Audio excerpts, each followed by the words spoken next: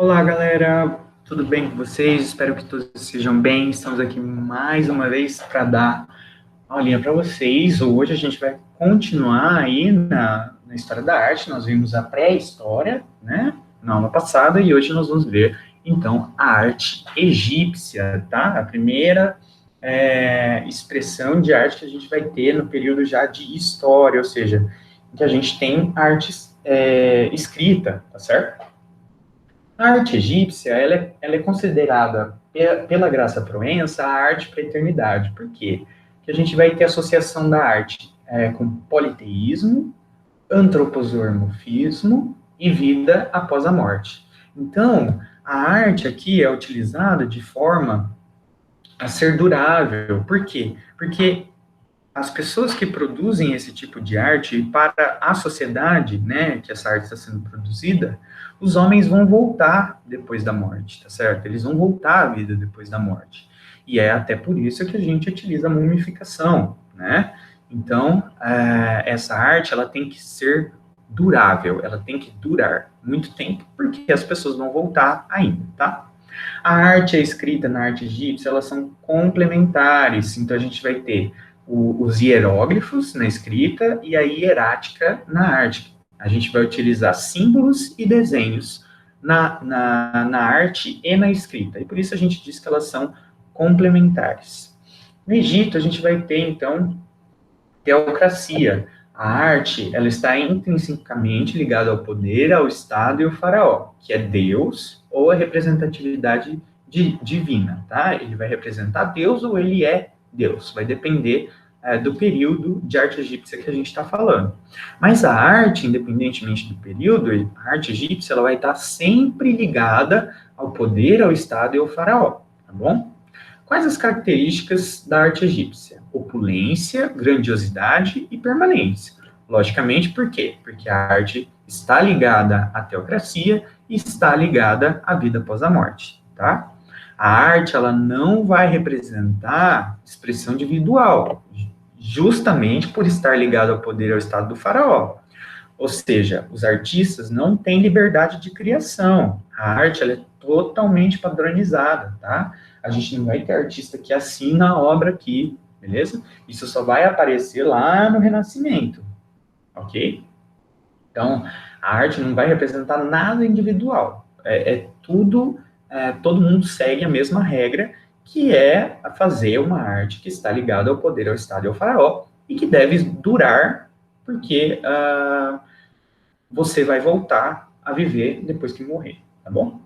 Quais são as regras, então? Quais são essas regras dessa arte padronizada que é a arte egípcia? Bom, a gente tem pose. Quando os humanos eles são representados na arte egípcia, eles têm pose. Então, pose para justamente durar. Eu vou mostrar para vocês como que é essa pose daqui a pouco. As cores. Os homens são sempre mais escuros, tá? Na pintura é bem fácil de ver isso. Os homens são representados mais escuros e as mulheres mais claras, ok? O tamanho. Nunca há perspectiva. A gente não está falando de arte clássica, a gente não está falando de renascimento, a gente está falando de arte egípcia. Então, para eles, quanto maior o tamanho, maior a importância, tá? A gente vai ver isso já já também. A gente vai ter geometrização das formas, justamente para formar essa pose, né? E o estereótipo, que a gente chama de lei da frontalidade, que talvez seja mais fácil de reconhecer na arte egípcia e talvez seja mais importante dela também. É o contrário do naturalismo, ou seja, a gente não consegue ver realidade, a gente vê uma representação. O observador deve reconhecer na arte uma representação. E como que aparece essa lei da frontalidade na arte egípcia?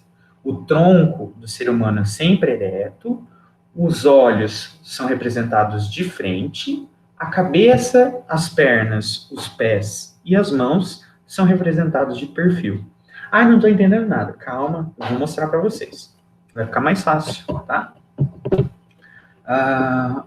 Politeísmo, observação, menos em Amenófis IV. Lembra o Akhenaton?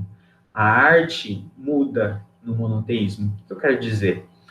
o Egito sempre foi politeísta, menos com Amenófis IV, que instaurou o monoteísmo, e depois voltou o politeísmo de novo. Quando ele mudou para o monoteísmo, a arte também mudou, e eu vou mostrar para vocês como mudou. Tá? Olha só a regra da frontalidade aqui, ó. Então, a gente tem o tronco representado ereto, tá certo? Os olhos são representados de frente. Vocês podem ver, está em vermelho o tronco e os olhos. E a cabeça, as pernas, os pés e as mãos, todas de perfil. Estão vendo? Que está em azul aqui. Ok? Essa é a regra da frontalidade. E ela ajuda muito na durabilidade, sobretudo das esculturas, tá? Vocês podem ver que há geometrização das formas, então a anatomia humana aqui é bastante geometrizada, e isso vai corroborar também para a durabilidade, sobretudo das esculturas.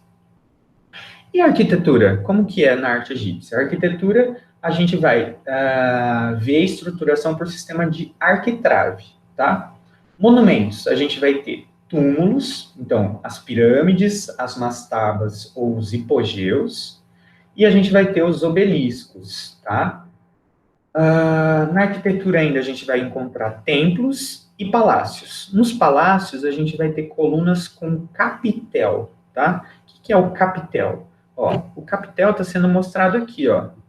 É uma coisa que a gente vê muito na arte grega, tá? Que é a próxima aula. Então, a gente tem a coluna, o ápice da coluna, que vai vai ser sustentação para o sistema de arquitrave, é justamente o capitel, tá? Não precisa saber os outros nomes. Então, assim, o que é o sistema de arquitrave? São duas colunas, tá? Eu vou desenhar aqui para vocês, para ficar mais fácil de vocês entenderem.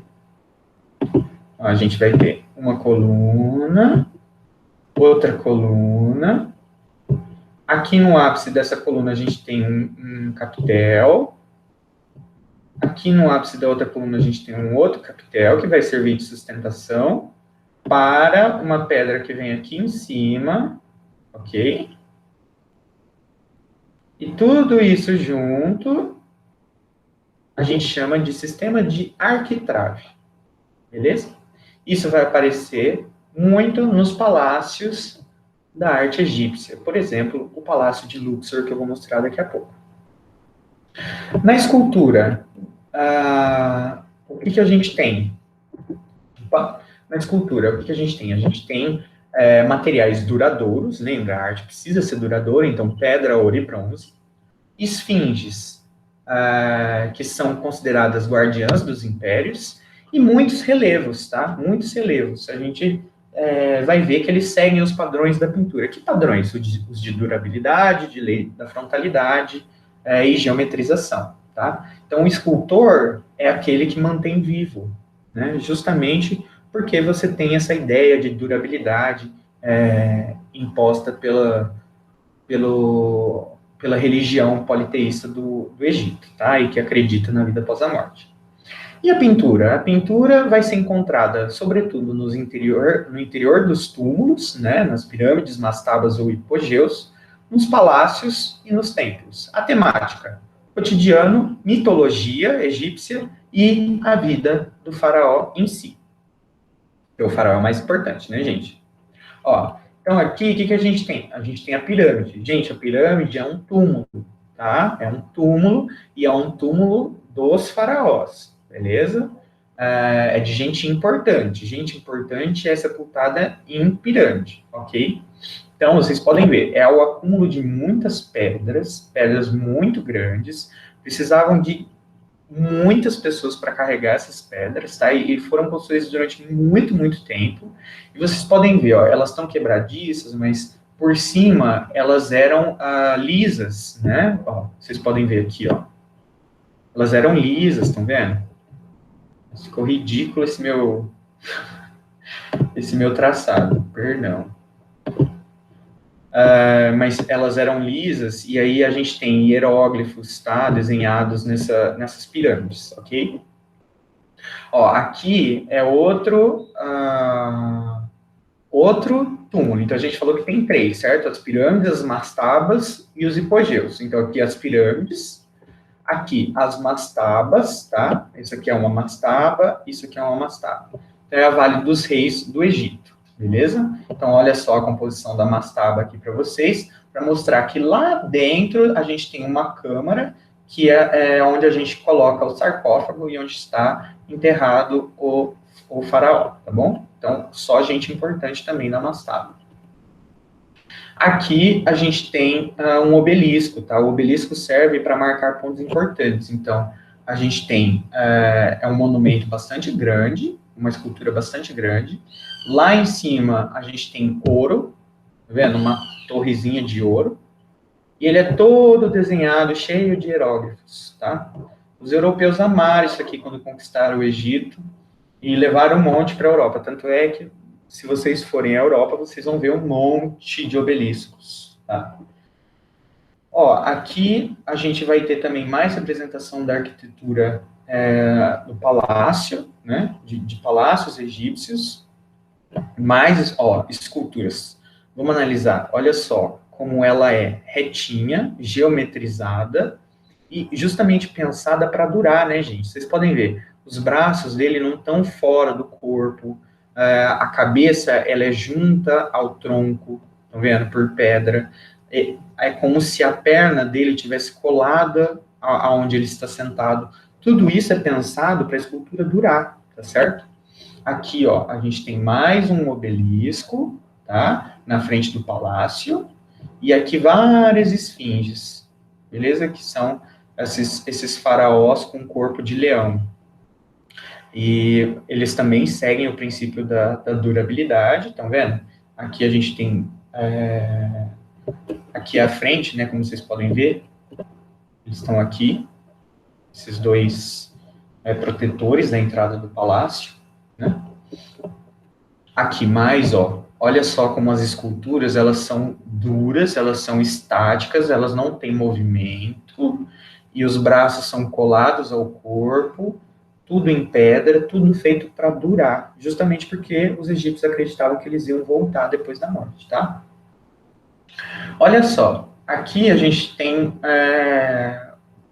uma escultura que é muito importante para essa época. Então, a gente tem o escriba sentado, ele é encontrado no Museu do Louvre, em Paris, que é esse rapazinho aqui. Vocês podem ver, é um homem, então ele está representado mais escuro, né? Mas ele é pintado, tem essa característica bastante egípcia, que é o lápis ao redor dos olhos, estão vendo? E é um escriba, porque ele está com papel, aqui. Ele está sentadinho e segue o que a gente já falou até agora, tá?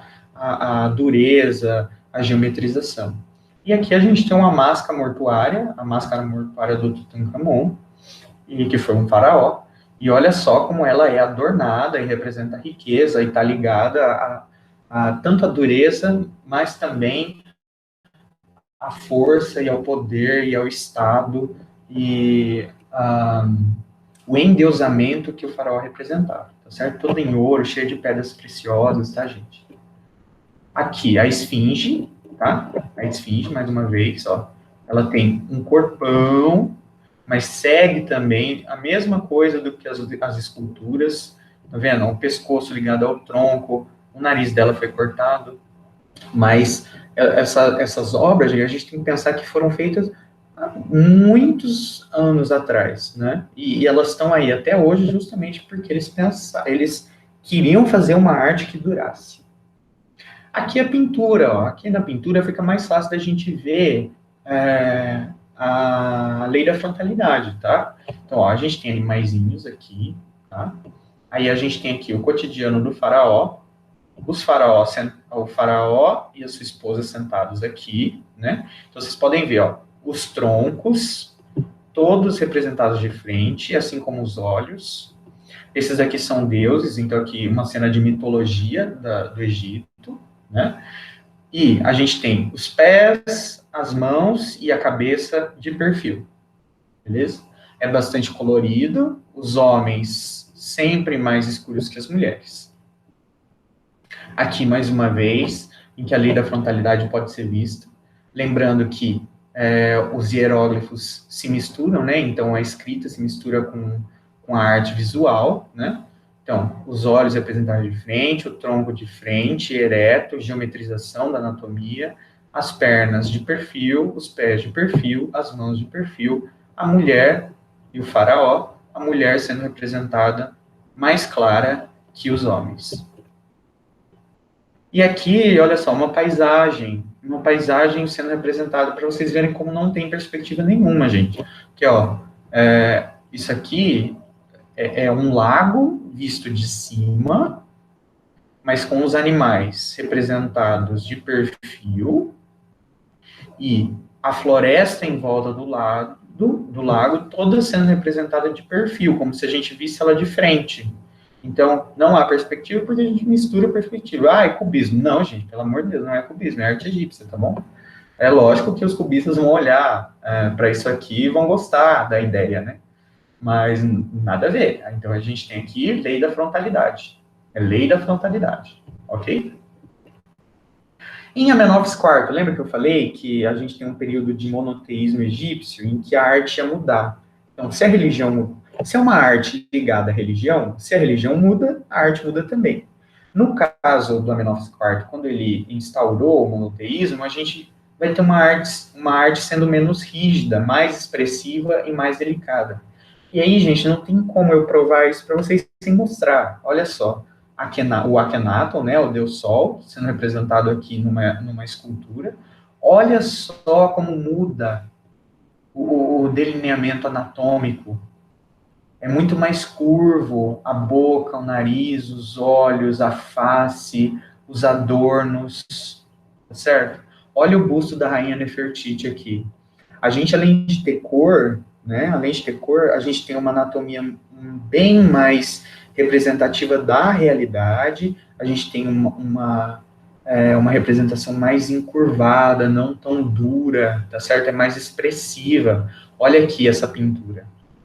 Tem lei da frontalidade? Tem lei da frontalidade, mas olha só como o tronco é mais curvo, a própria anatomia é mais curva, o pescoço indicando movimento. Aqui a gente tem uma criança, aqui tem outra criança. Tudo mostrando como a arte ficou menos rígida durante o período monoteísta, tá? Aqui é uma sugestão virtual, vocês podem entrar nesse link no YouTube, né, Egypt Grade of Civilization, e lá vocês vão ter a tumba do Ramsés, e aí vocês conseguem ver, uma foto 360, vocês conseguem ver toda a produção de dentro da tumba, tá? É muito legal, só uma sugestão aí para quem quiser conhecer um pouquinho mais de arte egípcia, beleza? Então, arte é o nosso meme de todo dia, arte egípcia, de lado de frente, e uns Pokémon bem loucos. Então, é basicamente isso, né? Lei de frontalidade, e uns caras que a gente não sabe o que é, representando aí a mitologia egípcia. Beleza? É isso, gente. Agradeço a vocês mais uma vez. Voltamos na próxima aula com arte grega. Um abraço. Qualquer dúvida, só comentar aí no vídeo, beleza?